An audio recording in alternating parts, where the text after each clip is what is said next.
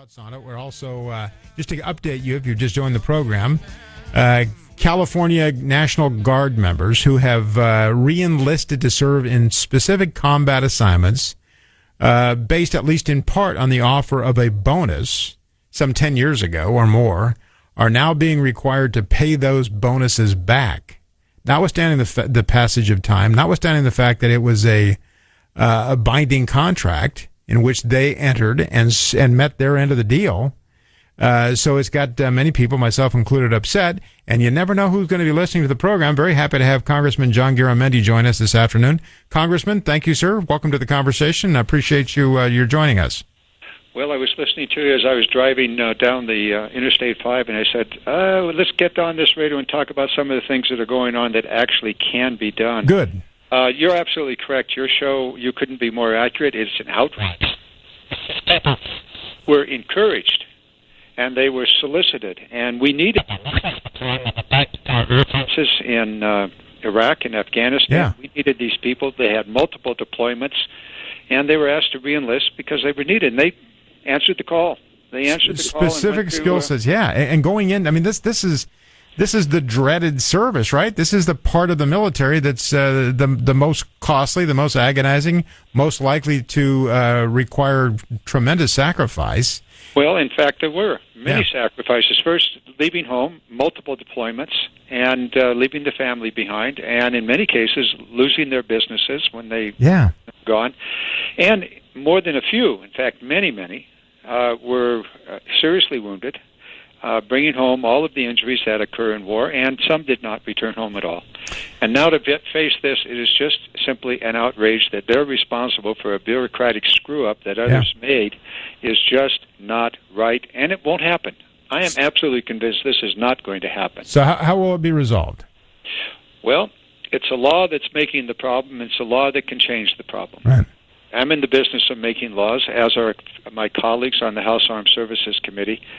This was first brought to our attention in 2014 and was, it was a problem, but it wasn't a widespread problem. The current release of the audit, which had been taking place over the last 3 or 4 years, brings 10,000 people into it. Yeah. But the effort in 2014 by the California National Guard would have made it a little faster to go through the appeals process, but didn't change the underlying problem.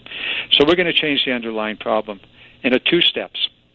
The first step, a piece of an amendment that I will offer together with 2 other members of the conference committee of the National Defense Authorization Act, which will be taken up in the lame duck session, will simply be a stop sign. It will tell the Department of Defense and the National Guards all around the nation, stop, do not proceed, stop. We are now working on a second piece and a second amendment that would fix the underlying problem and simply make it impossible for the Department of Defense to go back and claw back this money from these guardsmen and women. What about those who have already endured further loss because of it? My understanding is that there are some who have actually lost homes, some have mortgaged homes, they've had to make lifestyle changes. Will there be an effort to make them whole? Do you see that on the horizon? I believe we should. Yeah. It's a little more difficult. There are individual circumstances at play here that we simply don't know. But it seems to me only fair that they be reimbursed, and we would attempt to do that. I think there's almost some $20 million out there already. I'm not sure that's just California, but that's a hefty sum of money that's come out of somebody's pocket. And I got to tell you, the military doesn't need this money. They have over $600 billion. And military dollars are spent. I mean, if you look at even things that are important, but ammunition for range qualification, not for combat, but for range qualification, and aviation fuel that's spent in the course and spirit of training, which, again, laudable, good purpose, but enormous amounts of money that are spent. And then to see that in the context of something like this, where you're taking people, not just ordinary people, but people who have given of themselves, in some cases actually truly sacrificed their physiological well-being.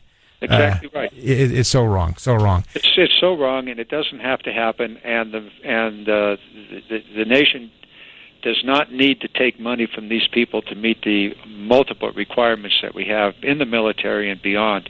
And so, enough. Stop it. Let's not let it go forward.